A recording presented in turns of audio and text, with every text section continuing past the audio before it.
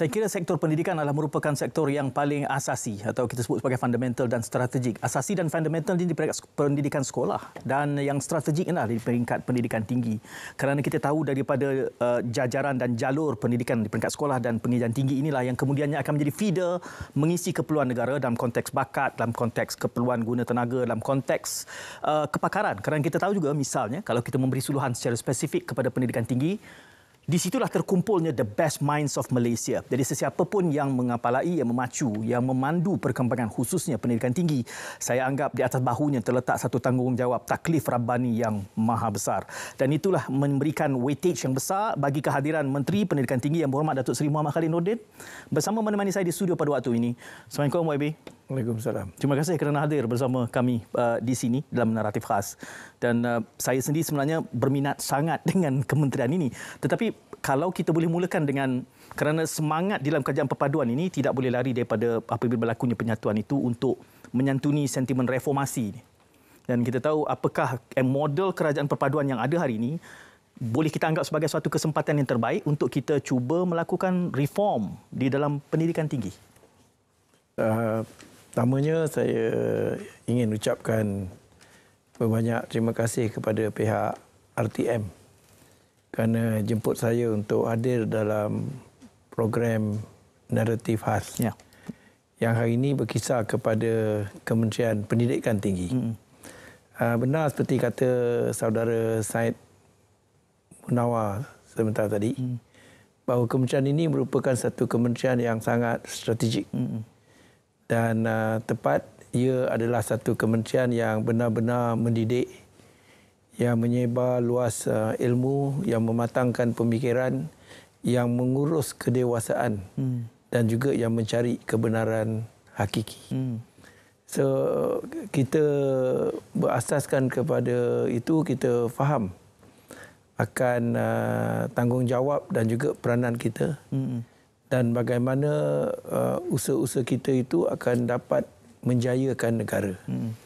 Soalnya dalam memastikan Malaysia ni sebagai sebuah negara yang terus berdaya saing, dalam soal kita nak lahirkan masyarakat yang mempunyai perasaan untuk saling membantu, juga dalam soal untuk kita dapat membekalkan tenaga kerja yang memang diperlukan oleh negara.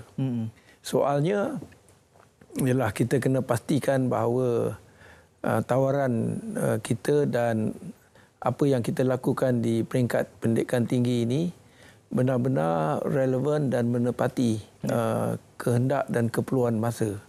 Jadi tak kiralah sama ada ia perlu ikut yang lama ataupun melakukan pembaruan ataupun reformasi. Apa pun, kita tak akan buat pembaruan semata-mata kerana ini kerajaan yang ada kaitan dengan reformasi atau pembaruan. Kalau kita nak buat pun, ia memang sesuatu yang menepati kehendak negara. Jadi kalau kita lihat pada penubuhan kerajaan ini, kita dapati Yang Amat Berhormat Perdana Menteri telah pun menyampaikan amanat, yang mana melalui amanat itu beliau telah menggariskan 6 nilai teras yang akan menjadi panduan untuk mengurus Malaysia. Dan antara banyak teras itu termasuklah nilai soal keyakinan. Dan inilah yang kita akan lakukan untuk mengembalikan balik keyakinan masyarakat kepada pendidikan tinggi. Kalau ianya memerlukan reform, kita akan lakukan reform. Oleh kerana ia merupakan satu kerajaan yang dibentuk melalui kerjasama pelbagai parti, kerana tak ada parti yang menjadi majoriti, maka ia sebenarnya memberi ruang untuk kita bergerak tanpa terikat. Sebab semua tak menang, kita semua tak terikat dengan mana-mana manifesto. Jadi ini membolehkan kita untuk duduk berbincang, melihat apakah yang terbaik yang akan dan boleh kita lakukan untuk memenuhi kehendak negara. Jadi atas hakikat itu, saya percaya kita akan lakukan yang terbaik, apa yang perlu untuk negara dalam kita mengemudi Kementerian Pendidikan Tinggi. Ya. Istimewanya adalah kerana Datuk Seri pernah berada di situ. Saya anggap ini sebagai sirih pulang ke gagang. Tapi tempohnya mungkin sudah agak lama. Realitinya juga sudah berbeza. Ini tempoh pasca normal ini. Banyak ketidaktentuan. VUCA dalam kalangan akademik. Apa bezanya dahulu apabila Datuk Seri memimpin dan kini kembali selepas era itu beralih? Apa yang dahulu mungkin tidak dibereskan dan kini boleh cuba dilakukan semula? Atau apakah masih relevan semangat dahulu yang harus dimurnikan kini dalam era sekarang? Semangat saya sama je. Okey. Saya kali terakhir berada di kementerian ini ialah daripada tahun 2008 sehingga 2013. Okey. Dan tahun ini ataupun tahun lepas 2022 bulan Disember, saya dilantik semula untuk memimpin Kementerian Pendidikan Tinggi. Lebih kurang dekat 10 tahun lah. 10 tahun? Betul. Ramai yang kata bahawa pelantikan saya ni ibarat sirih pulang ke ganggang. Memanglah ini orang kata saya adalah Menteri Pendidikan Tinggi 2.0. Ya. Walaupun mungkin ini kali kedua saya memimpin, memang ada kelebihan-kelebihan. Dari segi asasnya, dari segi mereka yang menjadi pemain dalam sektor pendidikan tinggi, sebahagiannya saya kenal. Saya mempunyai hubungan dan dengan demikian mudah untuk saya menerajui kementerian ini kerana saya mengenali mereka dan mereka juga mengenali saya. Tapi saya juga sedar bahawa 10 tahun adalah satu keadaan di mana negara dan dunia tidak pegun dan tidak kaku. Ya. Banyak yang telah berubah dalam keadaan kerajaan tak stabil, dalam keadaan kepimpinan yang baru silih berganti kepada kementerian dengan dasar-dasar baru yang dibuat sesuai dengan keadaan ketika itu. Dengan keadaan kita mengalami wabak COVID dan sebagainya. Lebih-lebih lagi dengan kemajuan teknologi yang tak sama lagi seperti dahulu. Maka saya sedar bahawa pendidikan tinggi ketika ini adalah kompleks, rumit dan juga mencabar. Kesan daripada terdapatnya pelbagai krisis, pelbagai cabaran baru dan juga tuntutan baru. Jadi antara lain yang perlu dilakukan dalam menerajui Kementerian Pendidikan Tinggi ini sebagai Menteri Pendidikan Tinggi 2.0, maka saya menyedari bahawa pendidikan tinggi sekarang perlu mencari solusi-solusi baru bagi membolehkan kita sentiasa berada di hadapan dalam kita menghadapi krisis, cabaran dan juga tuntutan-tuntutan yang ada di sekeliling kita. Kita tak boleh terpisah daripada realiti bahawa kita perlu menjawab persoalan semasa yang ada, terutamanya yang memberi kesan kepada masyarakat. Kita perlu lihat apa dia yang sewajarnya perlu kita sediakan demi keperluan masa depan.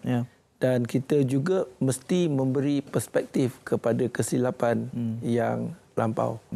Jadi bersandarkan pada itu, kita perlu bangunkan plan dan strategi yang lebih sophisticated, yang lebih lestari dan yang lebih contemporary.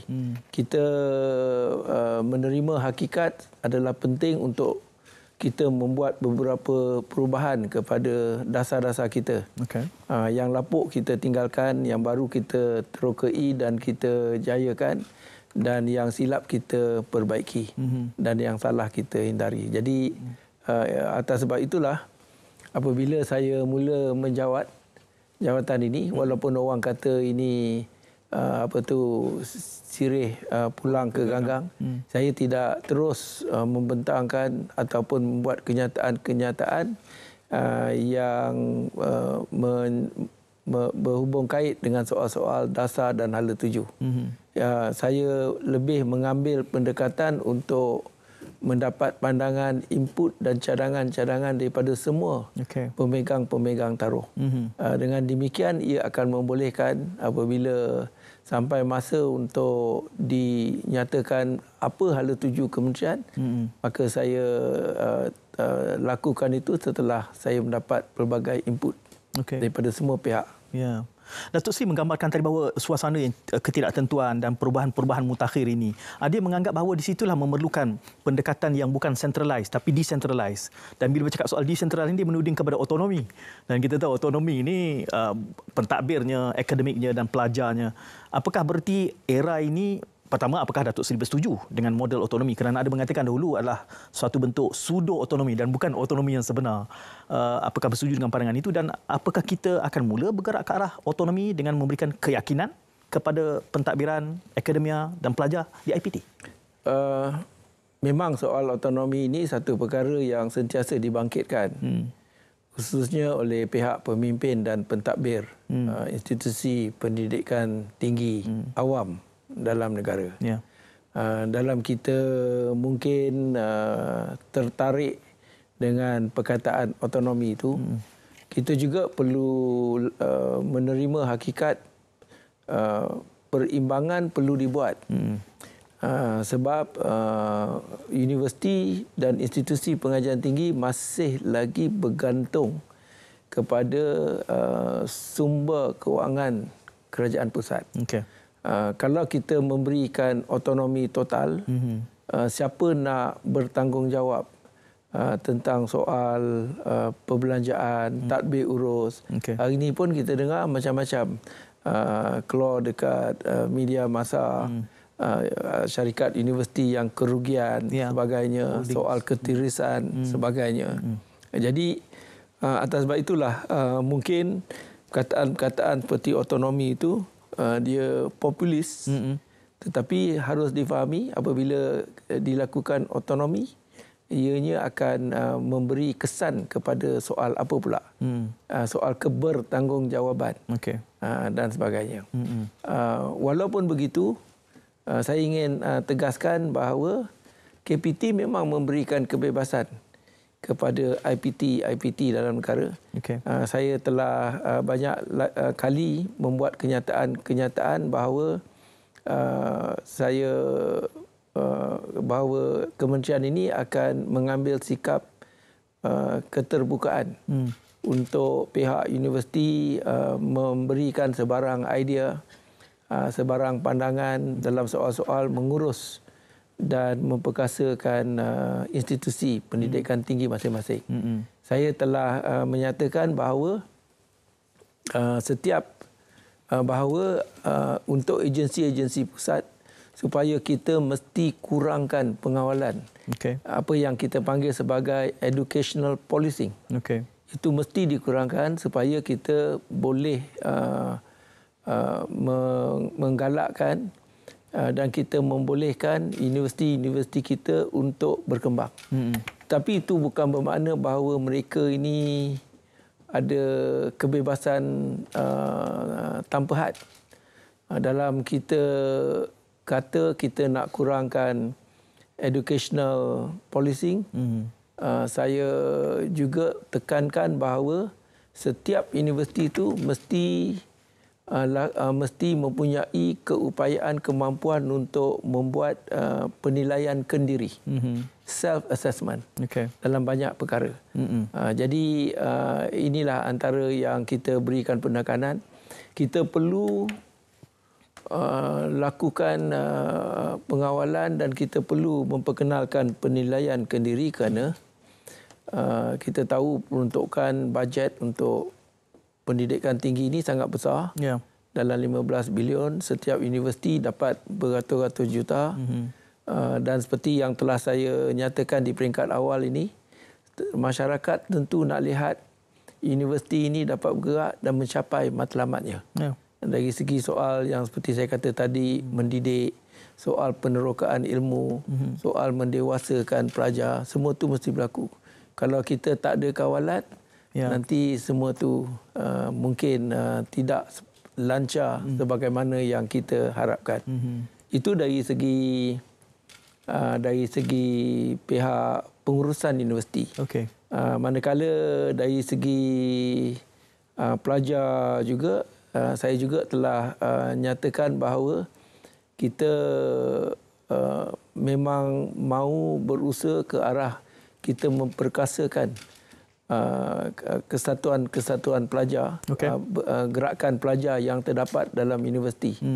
Malah kita memberi penekanan kepada beberapa aspek dalam soal kita nak memberi kebebasan kepada pelajar ni. Dari aspek mereka mengendalikan sendiri pilihan raya kampus. Dari aspek mereka menentukan apa aktiviti-aktiviti yang perlu dibuat untuk menyokong kegiatan pelajar. Dari aspek mereka boleh mengurus kewangan mereka sendiri. Dan dari aspek penyertaan mereka dalam politik di luar kampus. So ini adalah usaha yang kita akan lakukan dalam konteks pemerkasaan pelajar. Pendek kata, dalam kita membantu kedewasaan mahasiswa, kita akan memberi mereka lebih banyak kuasa, kebebasan dan tanggungjawab. Jadi inilah.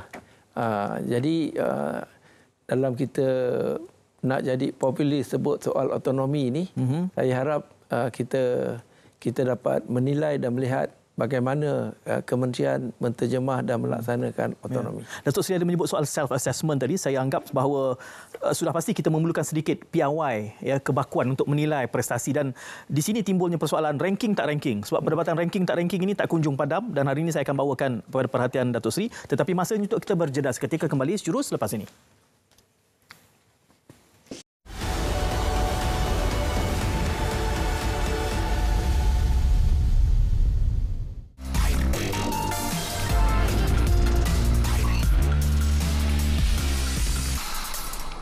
Saya ucapkan jutaan terima kasihlah kepada persatuan-persatuan restoran India Muslim, persatuan restoran India yang mana mereka sambut seruan kerajaan ni supaya untuk membantu golongan B40 inilah.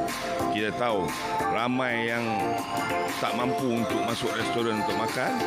Hari ini mereka boleh makan dengan harga RM5 yang dikenalkan oleh kerajaan. Membantulah golongan B40 dalam menghadapi situasi ekonomi yang semakin mencabar ni. Semua barang-barang keperluan naik harga sebagainya. Jadi mungkin ini salah satu inisiatif kerajaan lah untuk membantu golongan B40. Dan harapannya menu rahmah ni menyeluruhlah ke seluruh negara.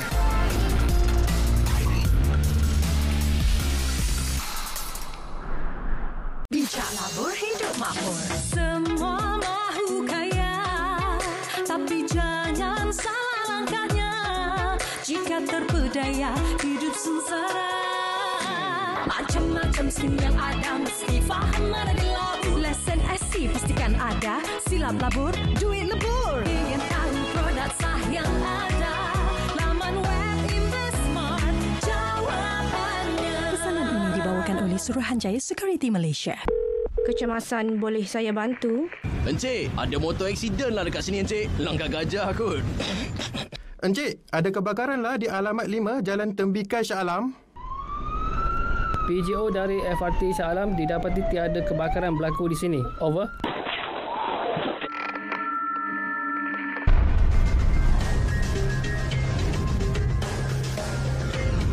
MERS 999. Gunakan dengan berhemah. Hentikan penyebaran kandungan berbau hasutan. Dekati kedamaian, pupuk persefahaman dan jauhi perbalahan. Bersama-sama kita memupuk semangat perpaduan. Hindari sebarang tindakan yang boleh mencetuskan provokasi kaum.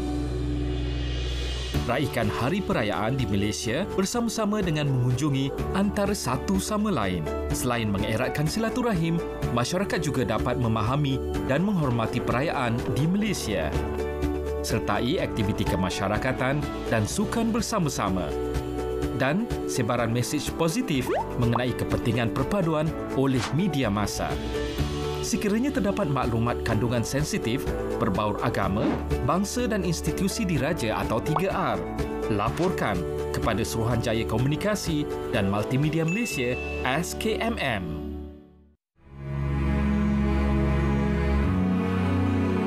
Saya menaruh keyakinan yang sangat tinggi bahawa Malaysia berupaya diangkat semula di persada dunia sebagai negara kukuh dan kuat. Kita mahu Malaysia ini dikenali sebagai negara madani yang mampu diangkat martabat rakyat dan negaranya. Kita mahu negara ini dikenali dengan semangat baru, semangat rakyat yang faham erti kebebasan dan kemerdekaan. Saya percaya tema ini akan kekal relevan, akan diwacanakan sebagai satu iltizam dan pendekatan untuk menyelamatkan negara.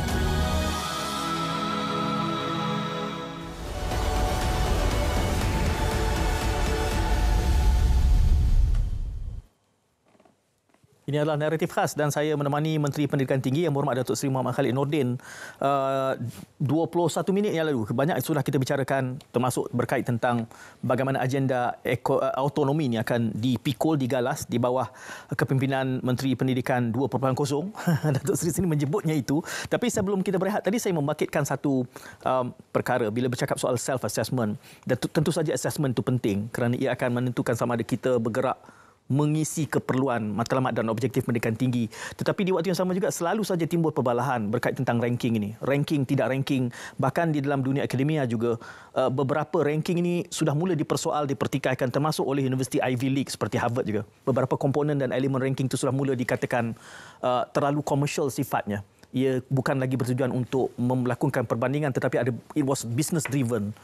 Jadi Datuk Seri sendiri ranking believer ataupun pro atau saya ingin membuat penegasan okay. Iaitu bagi kita di Kementerian Pendidikan Tinggi kita telah nyatakan kepada IPT awam dalam negara kita bahawa kita jangan terlalu taksub dengan ranking. Sebab kalau kita terlalu fokus kepada ranking, ia mungkin tidak akan membawa banyak manfaat dan tidak menepati matlamat dan misi yang kita tetapkan bagi penubuhan setiap universiti yang terdapat dalam negara kita. Kita mempunyai 20 universiti awam yang terbagi kepada pelbagai kategori. Kita ada universiti komprehensif, kita ada universiti yang mempunyai tujuan tertentu. Kita ada universiti MTON iaitu teknikal. Kita ada universiti yang penghususannya teknologi. Kita ada universiti yang fokus bidang fokusnya ialah sains. Ada universiti macam UKM tu universiti yang berpandukan kepada hal watan yang komprehensif, universiti watan yang komprehensif, USIM, universiti yang menggabungkan ilmu akli dan nakli. Jadi semua ini boleh terjejas kalau kita hanya memberi fokus kepada soal ranking. Atas sebab itulah kita perlu lihat dan memahami mengapa banyak universiti sekarang yang tidak lagi gemar untuk turut serta dalam proses ranking. Tadi saudara Sain ada sebut mengenai Universiti Harvard. Memang sekolah perubatan Harvard University merupakan antara institusi yang terkemuka di dunia yang telah menyatakan bahawa mereka tidak akan lagi bersama-sama dalam soal ranking ni. Bukan hanya kerana dari segi metodologi ranking itu yang dikatakan tidak begitu dapat diterima, tetapi dari segi falsafah ranking itu sendiri. Dalam soal untuk memenuhi aspirasi kecemerlangan pendidikan. ranking itu, sistem ranking itu tak dapat. Nak lakukan itu dalam soal nak menyediakan seorang graduate apabila keluar, dan juga dalam soal-soal nilai-nilai yang lain yang menepati kehendak institusi ataupun universiti itu. Bagi Harvard, dia kata yang penting ialah dari segi kualiti dan juga dari segi kekayaan pengalaman semasa berada dalam kampus. Okey. Bila buat ranking tu semua hilang. Kerana apa? Kerana semua kejar. Kerana semua akan beri tumpuan kepada penyelidikan yang mana hasil penyelidikan tu nak masuk dalam penerbitan. Betul. Dia tidak beri tumpuan kepada soal teaching and learning, pengajaran dan pembelajaran. Jadi yang mengajar pelajar-pelajar bukan terdiri daripada mereka yang betul-betul pakar, profesor, kerana semua tu sibuk untuk buat penyelidikan dan untuk menulis. Dan bagi kita, yang kita dapat lihat, satu perkara yang menjejaskan apabila universiti kita ni terlibat dalam mengejar ranking, kita hilangnya nilai-nilai apa yang dipanggil sebagai keserakanan. Ataupun collegiality. Kita dalam keadaan sebagai sebuah negara yang middle power membangun, kita mempunyai sumber yang terhad. Jadi kadang-kadang dalam soal research, dalam soal-soal sumber, kita mahu ada perkongsian. Tetapi itu tak berlaku. Sebab masing-masing bersaing antara satu dengan yang lain. Jadi di sinilah ianya menjejaskan dan boleh menyebabkan kita tak dapat memenuhi matlamat, misi dan visi sesebuah universiti yang telah kita tetapkan. Okey. Datuk Seri, saya tak tahu bagaimana persepsi awam, tapi saya rasa pada hemat saya mendengar penjelasan ini semakin jelas dan tercerah kerana agak lama kita tidak mendengar Menteri Pengajian Tinggi yang punya pendirian yang jelas tentang local content, keserakanan. Ini elemen-elemen dahulu janggal, jarang kita bangkitkan. Kerana saya sendiri mungkin tidak pro kepada ada ranking. Satu lagi, kearifan lokal. Ya. Maknanya local kita gunakan wisdom kita sendiri. Apa yang kita nak malukan. Jadi inilah semua yang menjadi tanggungjawab pendidikan tinggi untuk kita jaga dan pelihara. Ya. Jadi secara peribadi saya sangat hargai kesediaan untuk melihat semula di sebalik ranking. Cumanya bila Datuk Seri ada menyebut self-assessment, itu seperkara. Mungkin ini boleh membantu mengisi lakuna yang ditinggalkan oleh ranking antarabangsa. Tetapi di waktu yang sama juga, Datuk Seri menyebut soal jangan terlalu obses. Itu bukan satu direktif yang jelas. Maknanya tinggalkan ranking. Tidak. It is still optional dalam kata lain. Tetapi kita ada sebelum ini penilaian keserataan lokal. Apakah itu akan menjadi ukuran untuk kita melihat mana? Kita memang ada MyRA. MyRA itu adalah penilaian yang kita gunakan untuk universiti penyelidikan. Kita juga ada setara untuk semua institusi pengajian tinggi yang lain. Pada masa yang sama, saya juga tekankan kepada soal benchmarking. Benchmarking antara universiti kita masing-masing pilihlah. Macam kalau UTM dia nak buat dengan NUS ke Nanyang Technical itu pulang. Tapi daripada situ kita boleh tahu berapa gap, jurang dan sebagainya, adakah kita jauh ataupun tidak. Dan sebagainya. Jadi kita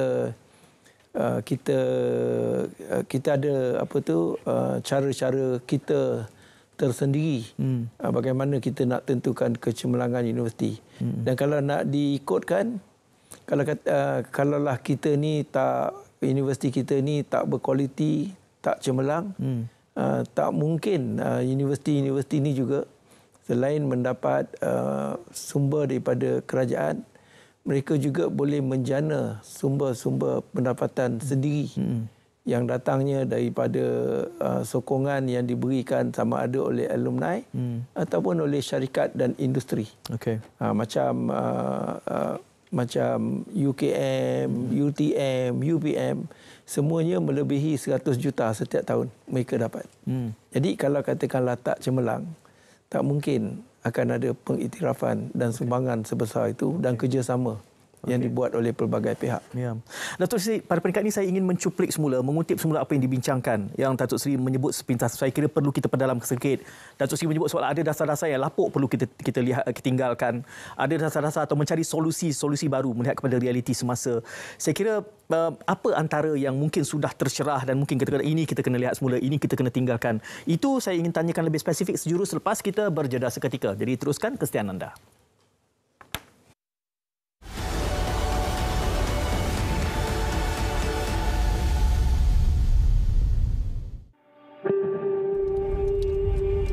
Kakak, jangan buat macam tu. Kenapa? Kan ayah ada bagi tahu dulu, tak baik buang sampah merata-rata. Berdosa tau.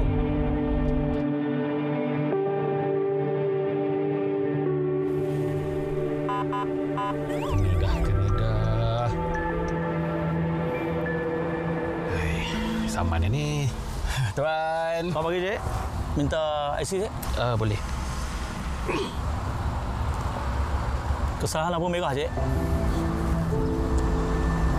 Tuan, Tuan, kau timah sikit, Tuan. Ayah, janganlah macam tu. Itu kan rasuah. Berdosa tau. Betul apa yang nak Cik cakap. Jangan lama macam tu, Cik. Ni saman. Maaf, Cik. Hati-hati madu, Cik.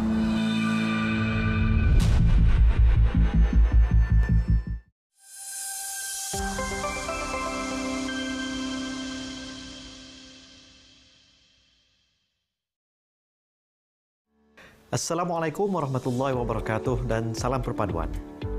Ancaman dan serangan cyber berupaya menyebabkan berlakunya pelbagai insiden, antaranya ketirasan data, kecurian maklumat peribadi, pencerobohan, penggodaman, penipuan dalam talian serta skam, buli cyber dan sebagainya. Insiden sebegini berlaku disebabkan penggunaan teknologi dan internet yang tidak selamat, tanpa amalan terbaik yang sewajarnya. Justru, isu keselamatan cyber perlu diberi perhatian oleh semua pihak termasuk individu pengguna internet.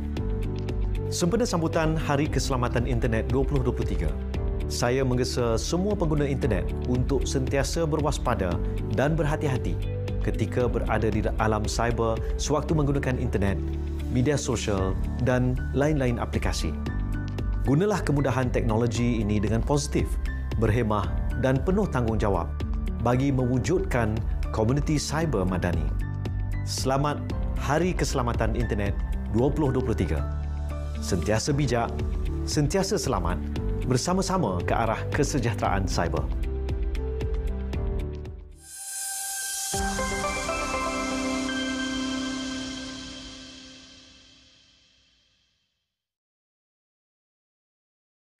Perkhidmatan perubatan di seluruh negara memerlukan 2,000 beg darah setiap hari.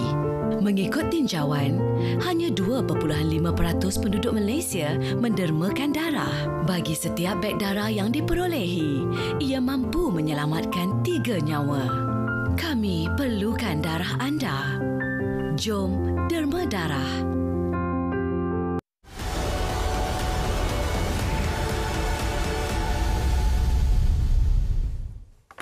Ya, di awal bicara naratif tadi secara langsung Yang Berhormat Datuk Seri Muhammad Khalid Nordin, Menteri Pendidikan Tinggi, Yang Berhormat saya menyebutnya Menteri Pendidikan Tinggi 2.0 kerana kita anggap sebagai siri pulang kegagang.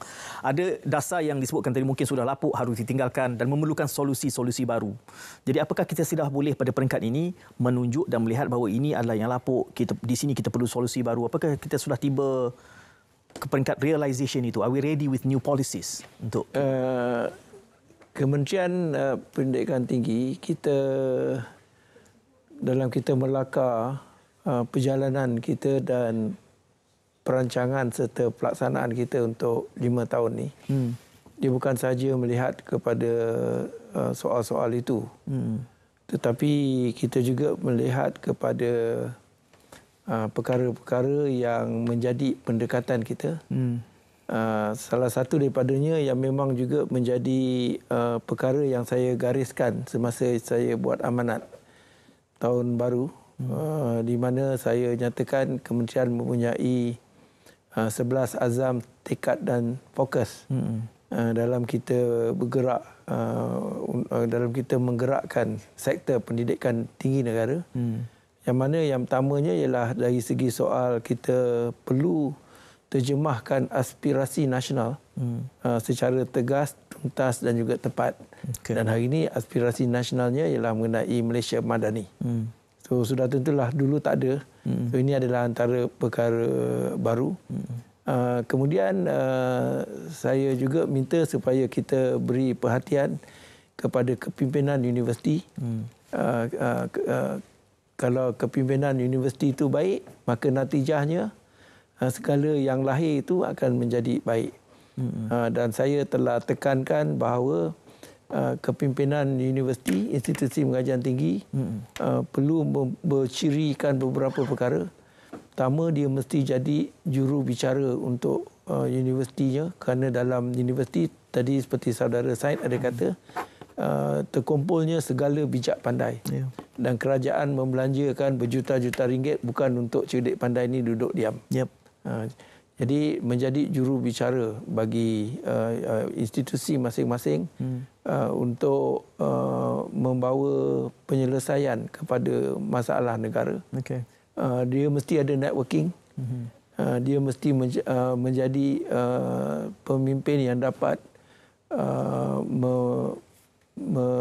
yang boleh mendapatkan sumber kewangan dan juga hubungan dengan pelbagai pihak dan sebagainya. Dan dia perlu boleh membawa keharmonian dalam institusi yang dia memimpin.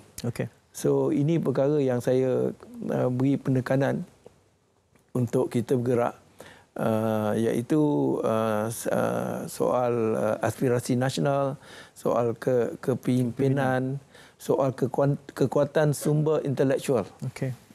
Universiti kita, kalau kita nak memberi dan mencapai kecemerlangan, kita mesti mempunyai golongan intelektual yang ramai.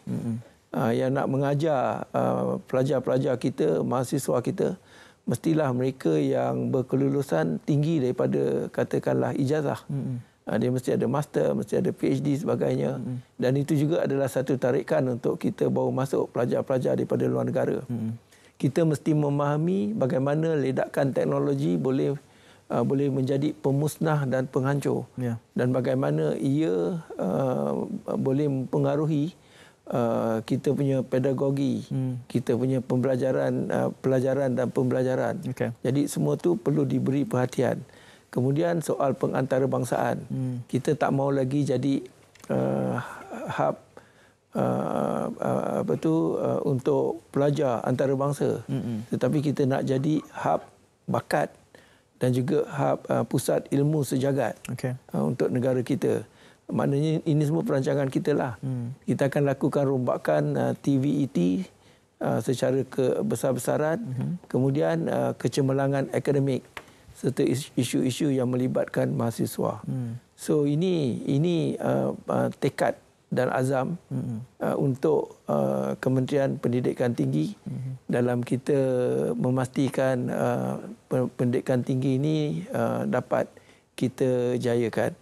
Saya juga telah beri penekanan bahawa dalam apa pun yang kita lakukan, kita mesti beri pemberat kepada soal outcome, bukan output. Saya tak akan terima output. Saya akan beri perhatian kepada soal outcome. Setiap yang dibuat tu, apa sebenarnya kesannya. Bukan setakat, kita ada buat ni, kita ada buat tu. Itu tak mencukupi. Dan satu lagi aspek yang juga sangat penting, ialah perlunya kerjasama yang strategik dengan pihak industri dalam kita nak menjayakan sektor pendidikan tinggi. Datuk Seri, izinkan saya memperdalamkan sedikit tentang kesemua elemen baru ini, kerana misalnya dalam kepimpinan universiti, ini banyak dibicarakan oleh kalangan akademia dan kita terdengar tentang kesesuaian seseorang itu dapat memimpin. Tadi Datuk Seri menyebutkan soal perlu menjadi juru bicara, perlu ada networking. Dan saya teringat kita punya agensi ACAP misalnya, Akademi Kepimpinan Pendidikan Tinggi yang groom ini. Kita perlukan satu blend. Ada yang mengatakan perlu macam council yang independen dalam konteks kepimpinan universiti, kerana orang selalu mengatakan sekali air bah sekali pantai berubah. Tukar menteri, tukar visinya. Itu pandangan awam. Mungkin Datuk Seri boleh beri pandangan dalam ini. Memang ada sedikit kebenaran apa yang dikatakan itu, dan memang kita hadapi sedikit masalah.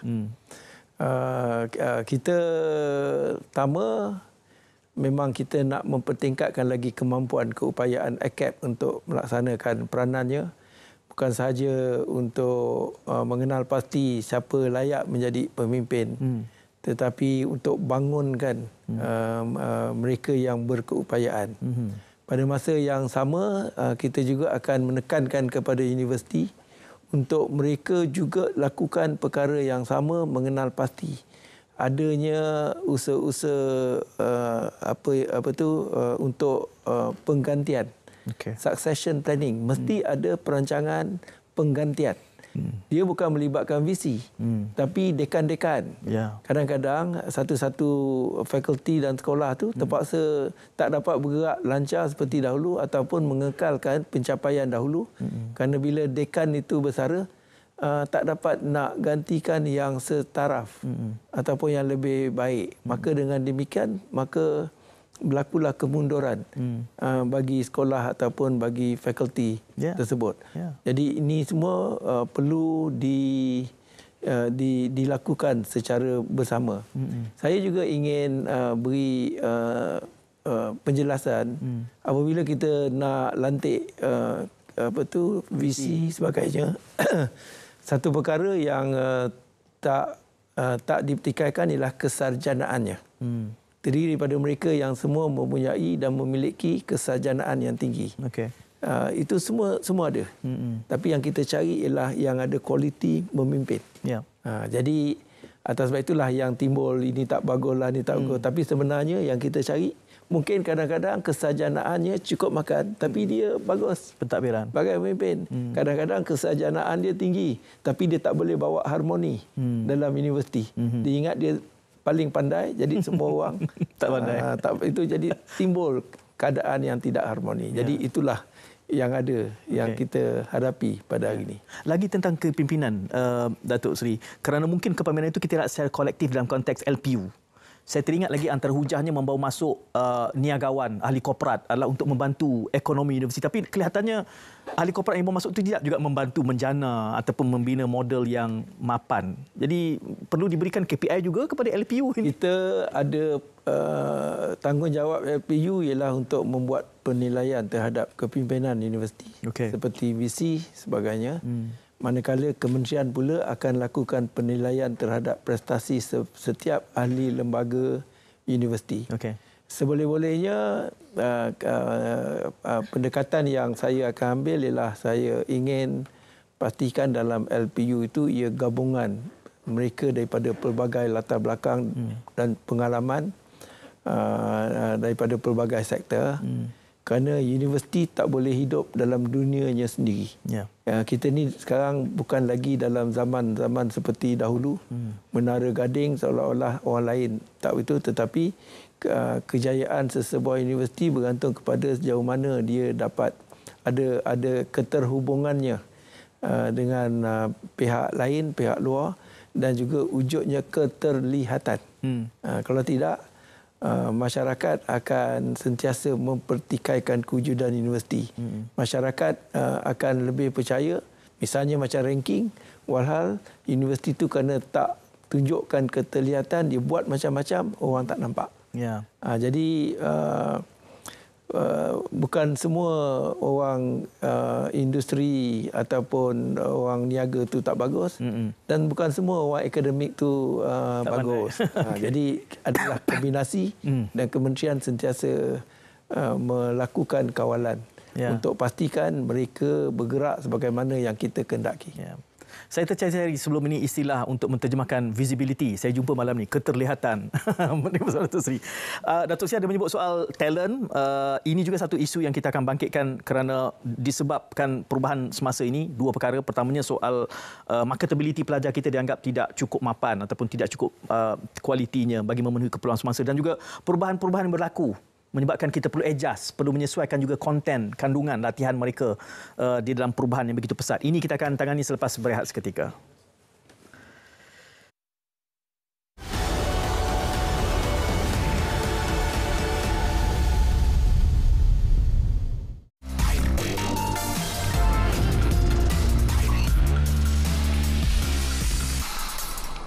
lah menu ramah tu kan. Kita dapat tengok dalam menu tu ada air lengkap dengan protein semua lah.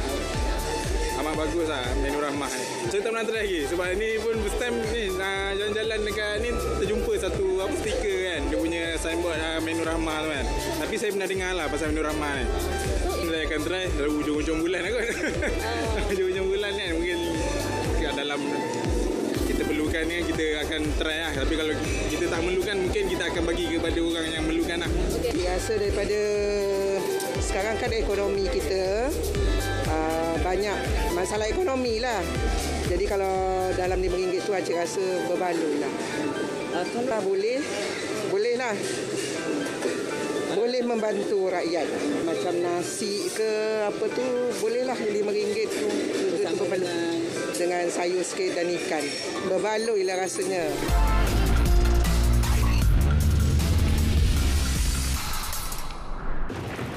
Persediaan sebelum menghadapi banjir. Peka terhadap amaran banjir. Simpan dokumen penting dan sediakan beg kecemasan. Bersedia untuk berpindah sekiranya diarahkan pihak berkuasa. Langkah-langkah dilakukan semasa banjir. Dapatkan maklumat situasi terkini daripada sumber yang sahih. Berpindah segera apabila diarahkan. Jangan sentuh mana-mana peranti elektrik dalam keadaan basah. Jangan cuba harungi air deras. Langkah-langkah dilakukan selepas banjir. Jangan hampiri talian elektrik yang putus atau jatuh. Elakkan memakan makanan yang terkena air banjir. Elakkan terdedah kepada air banjir supaya tidak dijangkiti penyakit berjangkit bawaan air. Pulang ke rumah hanya setelah situasi disahkan selamat.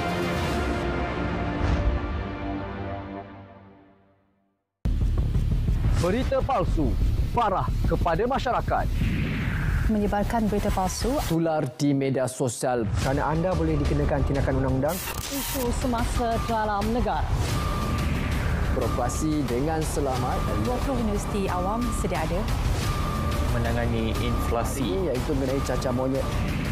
Sebalik pada minggu ini, juga diramal boleh berlaku dalam maklumat terkini dan tepat. Bagi segmen notifikasi. Untuk minit terakhir menyambut Hari Jantung Sedunia. Hentikan spekulasi. Pastikan sahih. Tak pasti, jangan kongsi.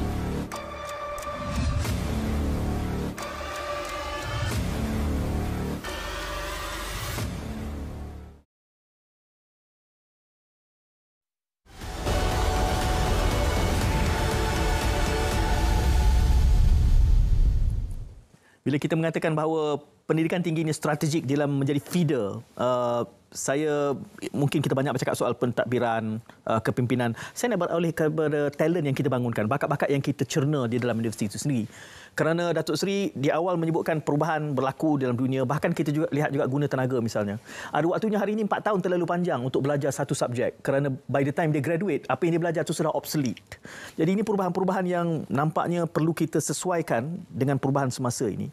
Sehingga kan ada pula sebelum itu mengatakan graduan kita khususnya yang mendapat pendidikan lokal ini tidak up to the mark untuk mengisi keperluan guna tenaga antarabangsa ni. Bagaimana respon Datuk Seri dalam hal ini? Ada kebenaran tapi ada juga yang perlu kita betulkan. Dia banyak bermain kepada persepsi. Okey.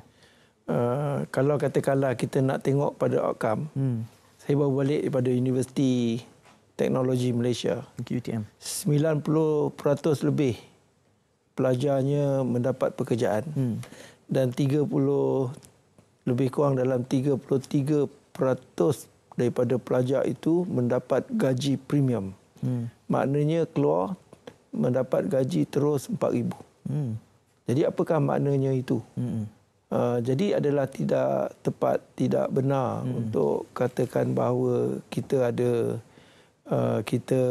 maknanya keseluruhan sistem kita gagal untuk melahirkan pelajar berkualiti. Okay. Dia bergantung kepada program, kepada jurusan, kepada subjek. Okay. Yang ini universiti kena kenal pasti.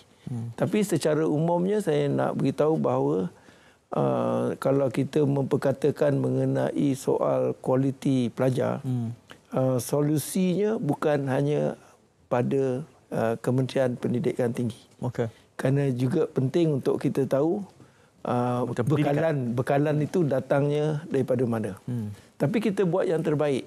Dan saya akan pastikan yang terbaik dilakukan untuk pelajar-pelajar kita yang berpeluang untuk masuk ke institusi pengajian tinggi.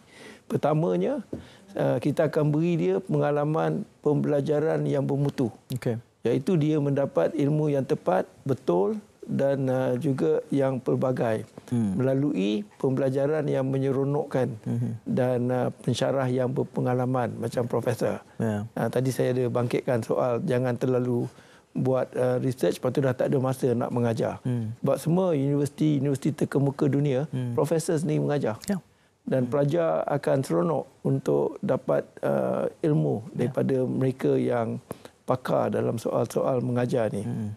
Kedua, kita juga nak pastikan kita dapat bangunkan kematangan dan membantu kedewasaan pelajar. Ini terserahlah kepada pelajar bagaimana dia gunakan masa dia 4 tahun. 4 tahun dalam universiti. Tapi melalui masa yang dia berada dalam universiti, di sinilah kita akan bangunkan kematangan dia dan juga membantu kedewasaan dia. Jadi dalam soal-soal ni kita ada program seperti kita panggil program SULAM, Service Learning. Kita ada program seperti Social Enterprise dan sebagainya. Maknanya pelajar sendiri menentukan apa program yang dia nak buat dan dia pilih mana kampung. Bersandarkan kepada ilmu-ilmu yang terdapat di universiti untuk dia pindahkan ilmu itu pada masyarakat. Dia sendiri tentukan kampung mana, berapa ramai nak buat, macam mana nak jayakan, macam mana nak cari duit. Jadi itu semua bantu dia dan sebagainya. Pendek kata, untuk kali ini misi saya sangat jelas, iaitu saya nak jadikan pelajar kita smart and sharp. Bukan lagi soft skill ataupun hard skill. Tetapi pelajar-pelajar kita mesti smart and sharp, iaitu smart dari segi pintar mengurus manusia dan sharp dari segi bijak urus teknologi. Maknanya dia boleh baca data, dia boleh buat analisis, dia dan pelbagai lagi lah. Jadi ini yang kita nak pastikan kualiti dan bakat di kalangan pelajar kita. Saya sentuh sedikit dalam minit-minit berbaki ni tentang ekonomi pendidikan, the economics of education. Kerana umumnya kita tahu pendidikan, khususnya pendidikan tinggi ni kosnya besar. Apatah lagi kalau kita mula merujuk kepada bidang perubatan misalnya. Dan kita juga menginsafi bagaimana model pendidikan negara Eropah setengahnya boleh mampu memberi percuma sampai ke peringkat menara gading. Dan kita pernah berdebat tentang itu sebelum ini. Tetapi kita juga dibatasi di sini bahawa bajet, ini semua menteri yang saya temu bual semua mengatakan mengharapkan bajet yang lebih besar. Jadi bagaimana keseimbangan ini dapat kita capai untuk menjadi pemain pendidikan tinggi bertaraf dunia? Di waktu yang sama kita punya cabaran dalam konteks kos yang semakin meningkat ini. Saya dah nyatakan dengan jelas semasa saya sampaikan amanat. Iaitu kalau kita ada keterbasan dalam sumber dan hanya bergantung pada kerajaan, saya tidak hairan satu hari institusi pendidikan tinggi swasta yang akan menerajui. Dan bagi saya institusi pendidikan tinggi swasta adalah satu entiti yang membawa satu panji. Kesemuanya adalah IPT dalam sistem Universiti Malaysia. Kita memang isu soal pembiayaan kepada pelajar ni memang satu perkara yang kita berikan perhatian. Lebih-lebih lagi kita tahu bagaimana ia boleh menjejaskan matlamat kita untuk mengupayakan pelajar-pelajar kita. Jadi selain daripada bergantung pada PTTN, saya juga ingin menekankan kepada soal endowment, wakaf dan sebagainya. Kalau kita ada kerjasama daripada semua pihak, kerajaan negeri, jabatan agama, daripada pihak-pihak yang ingin menyumbang, dan kalau katalah kerajaan boleh beri insentif sebagainya, saya percaya kita boleh kumpul dana yang mungkin membantu taklah seseorang pelajar itu pinjam sampai maksimum. Yeah. Jadi yang soal ni saya memang akan bincang dan mempertimbangkan supaya pihak kerajaan dapat melihat dan menggalakkan sumbangan-sumbangan dalam bentuk endowment sebagainya, sama ada dengan memberi insentif ataupun pengecualian cukai dan sebagainya. Ini kita akan cuba bawa. Sementara Datuk Seri menyebut tentang ini, sekurang-kurangnya perhatian peribadi saya, kelihatannya seperti universiti swasta ini lebih luas, lebih fleksibel dalam mengisi keperluan pasaran dan juga mengekalkan kualiti termasuk dengan model ekonominya. Anything that we can learn from dengan pengalaman? No, sebab dia bebas untuk mengambil pelajar-pelajar antarabangsa yang dikenakan yuran yang tinggi. Yeah. Manakala kita menghadkan kehadiran pelajar antarabangsa di peringkat ijazah pertama kerana ia melibatkan banyak subsidi dan sebagainya, dan kita tak nak tutup peluang anak tempatan untuk menyambung pelajaran mereka di IPT. Jadi atas sebab itulah ada perbezaan situ, dan kita universiti awam tak dibenarkan untuk meneroka membuka cawangan luar negara, manakala universiti swasta boleh sebagainya. Tetapi dari segi soal penawaran program pensyarah terbaik dan sebagainya, ia lebih kurang setara. Ya. Datuk Seri, dalam konteks pendidikan ini saya mengharapkan kestabilan juga kepimpinannya. Kalau sebelum ini saya kira perubahan yang terlalu kerap itu selalu saja menjadi hambatan, kerana pendidikan ini adalah long term investment, Datuk Seri. Soal kepimpinan tu stabil tak stabil tu bergantung pada Perdana Menteri. Ya, itu saya sangat bukan soal menteri itu. Ya, sangat saya harapkan, kerana hari ini saya gembira apabila Datuk Seri sendiri sekurang-kurangnya dalam konteks ranking itu saya sangat hargai keterbukaan untuk kita tidak terlalu bergantung kepada ranking, dan juga saya sebutkan tadi apabila ia merupakan long term investment. Jadi kalau pertukaran tu terlalu kerap, saya tidak fikir ia akan membawa natijah outcome yang Datuk Seri sebutkan. Saya mengucapkan terima kasih Datuk Seri kerana bersama selama 1 jam dengan kami di sini, dan terima kasih kepada semua yang setia menonton kami dari awal hingga kini. Jumpa lagi insya-Allah dalam kesempatan akan datang. Assalamualaikum dan salam muhibah. Terima kasih.